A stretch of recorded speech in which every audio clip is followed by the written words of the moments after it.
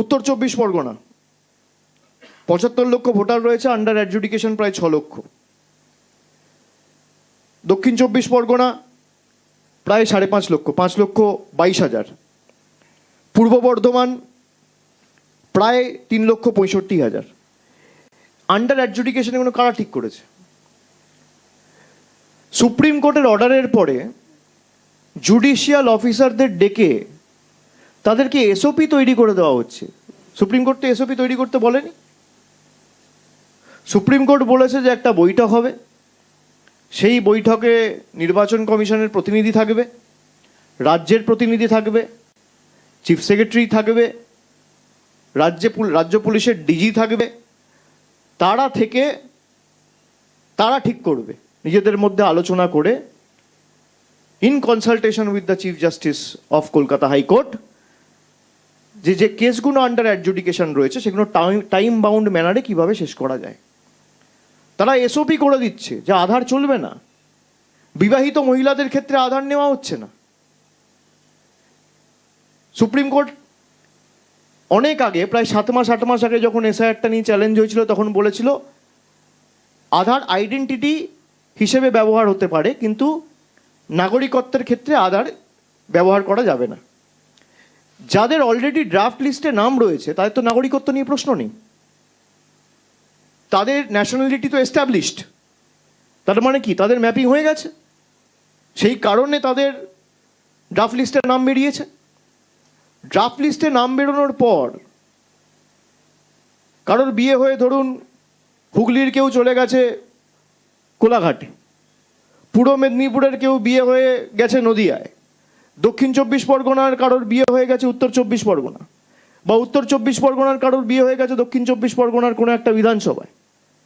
তার ক্ষেত্রে আধার নেওয়া হচ্ছে না, মহিলাদের নাম বেছে বেছে বাদ দেওয়া হচ্ছে, এসসিদের নাম বাদ দেওয়া হচ্ছে, সংখ্যালঘুদের নাম বাদ দেওয়া হচ্ছে, এসটিদের নাম বাদ দেওয়া হচ্ছে, বেছে বেছে, যারা বিজেপিকে ভোট দেয় না। আমি আপনাদের একটা তথ্য দিই, যেমন মালদার ক্ষেত্রে 2021 সালে সুজাপুরে বিজেপি ভোট পেয়েছিল 18,000। প্রতিহিংসা পরায়ণতা কাকে বলে? একটা বিধানসভায় 18,000 ভোট পেয়েছিল, এত হাজার হাজার কোটি টাকা খরচা করে।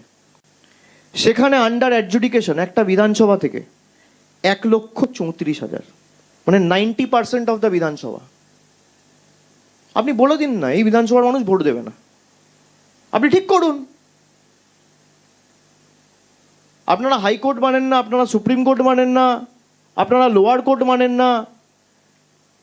একটা বিধানসভায় 1.5 লক্ষ ভোটার, সেখানে 1,34,000 under adjudication. Ratua BJP vote পেয়েছিল 57,000, আন্ডার অ্যাডজুডিকেশন 1,04,000।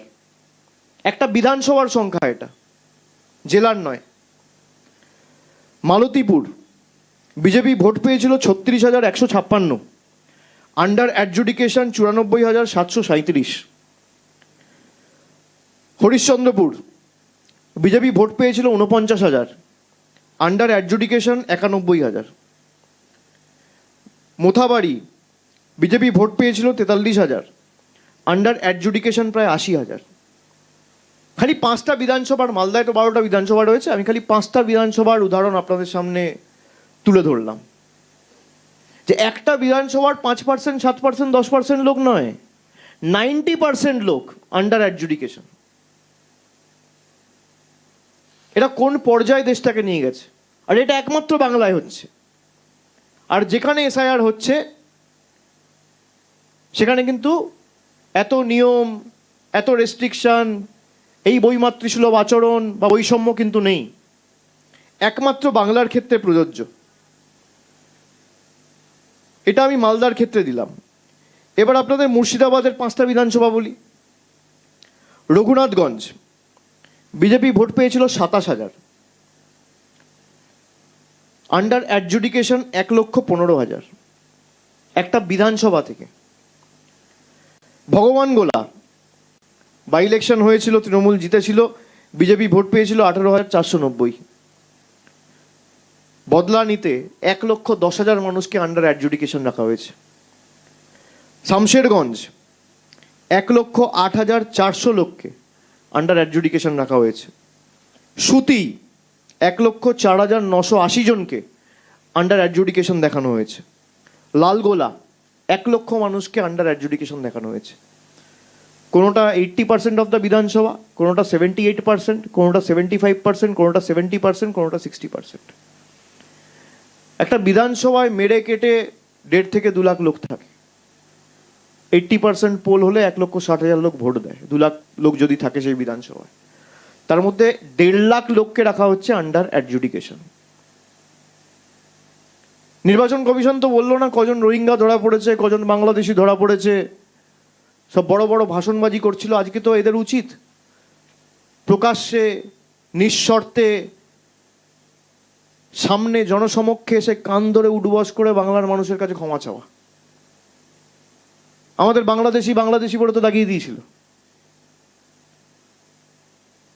যেখানেই বাঙালিরা যাচ্ছিল অত্যাচার করছিল, বাংলায় কথা বললে বলা হচ্ছিল বাংলাদেশি। এদের নেতারা বলেছে বাংলা বলে কোনো ভাষা নেই। বাংলার অস্তিত্ব কার্যত অস্বীকার করেছে।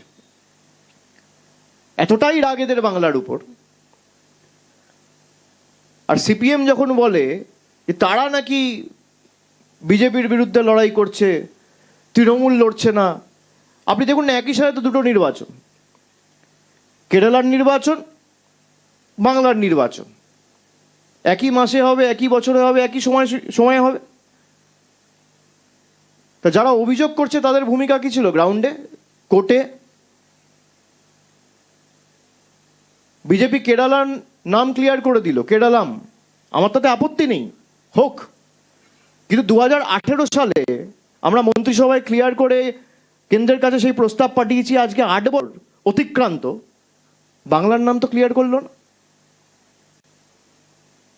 বাংলার প্রতি এত রাগ, বাঙালির প্রতি এত রাগ, এই বৈষম্য কেন?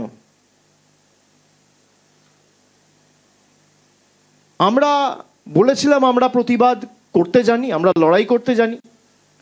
কেস যেহেতু সাবজুডিস এবং সর্বোচ্চ আদালতে বিচারাধীন, আমরা বিচার ব্যবস্থাকে সম্মান করি।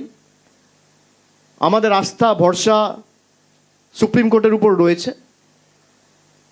যদিও বিজেপি বিচার ব্যবস্থাকেও কিভাবে ইনফ্লুয়েন্স করতে চায়, এবং আমার প্রকাশ্যে বলতে কোনো আপত্তি নেই, আমরা বিগত দিনেও দেখেছি।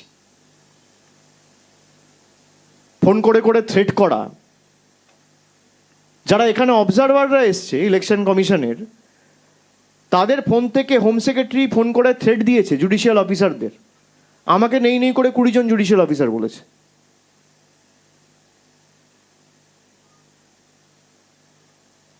কে এখতিয়ার দিয়েছে?